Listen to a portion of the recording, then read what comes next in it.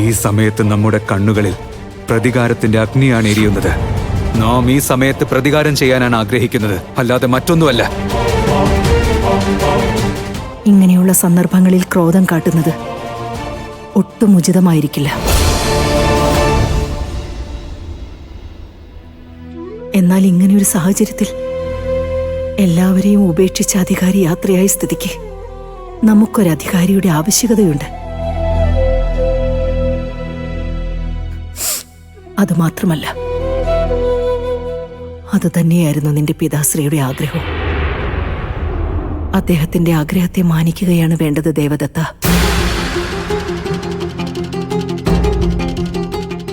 അതെ ദേവദത്ത, അധികാരി എന്ന നിലയിൽ നീ വിക്രമദേവനെ നേരിടുകയാണ് വേണ്ടത്.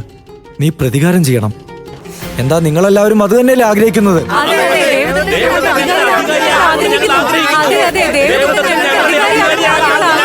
എന്നാൽ നാം അത് ആഗ്രഹിക്കുന്നില്ല.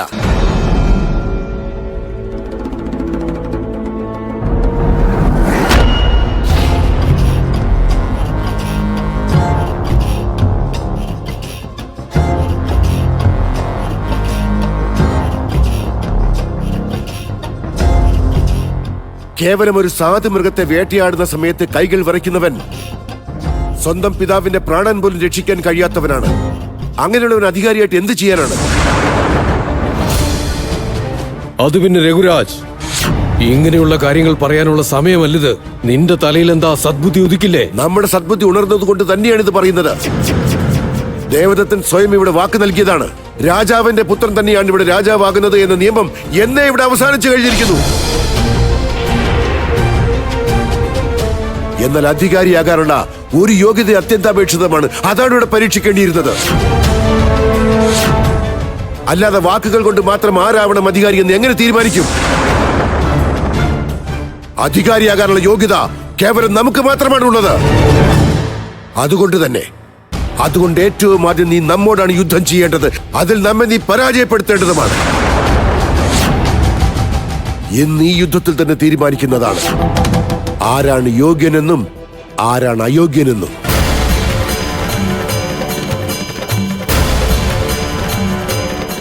വരൂ ദേവദത്ത, നിന്റെ ധനുസും ബാണവും ഉയർത്തു. അതോ നിനക്ക് നമ്മോട് നേരിടാൻ ഭയമുണ്ടെന്നാണോ?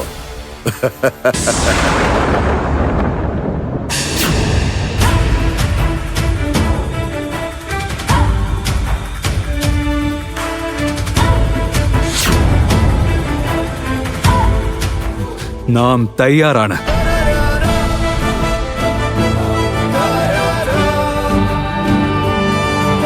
ഇത് കേവലം ക്രോധം കൊണ്ടല്ല, ഭയം കൊണ്ടുമല്ല, മറ്റൊരു കാരണവുമില്ല.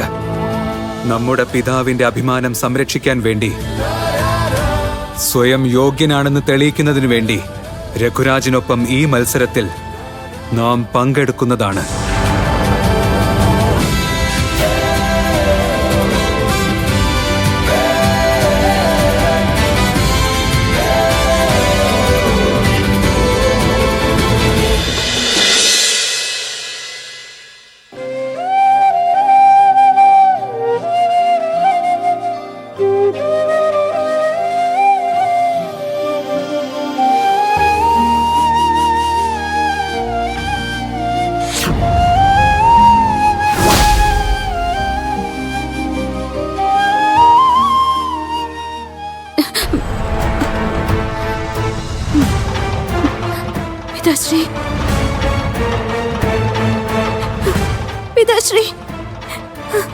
പിതാശ്രീ, അങ്ങ് നമ്മെ ഉപേക്ഷിച്ചു പോവൂ.